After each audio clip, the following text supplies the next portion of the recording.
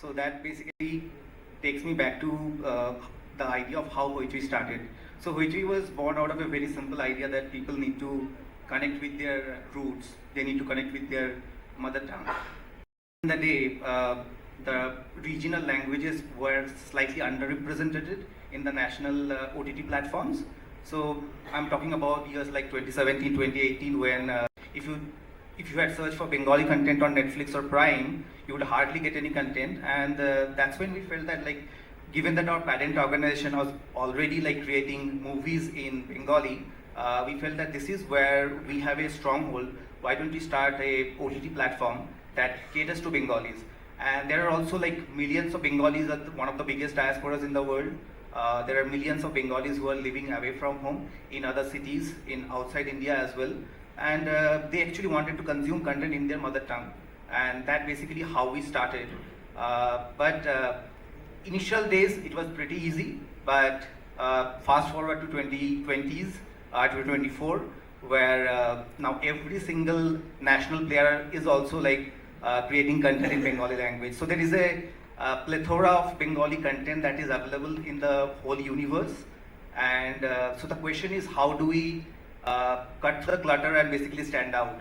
So there we realized that we actually have the specialization of storytelling. We know what sort of content actually resonates well with our customers. We know the customers, and there is no way the national players can do better than us. But then when we saw that basically, okay, we always consider us as a very niche platform that only caters to a niche set of audience. But within that niche, there were various different pockets. So if I have to like segment our audiences, we cater to Indian Bengalis who are based out of West Bengal or other cities. We cater to Bangladeshi Bengalis who are based out of Bangladesh, and we also cater to NRI Bengalis, basically people who are living abroad. And their taste of content actually like varies vastly. I mean, the same content would not work across West Bengal or Bangladesh. In West Bengal, people want to see something that they do not see on TV, something that is based on literature, something that is more woman-centric, something that is basically based on the successful franchises like Feluda, Bomkesh Bokshi, etc. While in Bangladesh, people actually want to focus more on the celebrity phase. I mean, it's massively star-driven market. The more amount of celebrities you can have in your show, the successful it is. While internationally, people just wanted to see movies that were releasing in India, and they were not able to see it internationally. So world premieres was the success, I mean, key to success for international.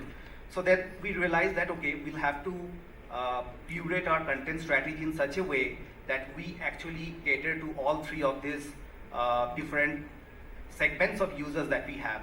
And it's not an easy task, but through data and analytics, we have tried understanding what is the kind of content that is working well with each of those segments of users. And we have tried to do our best over the years to basically cater to all of them.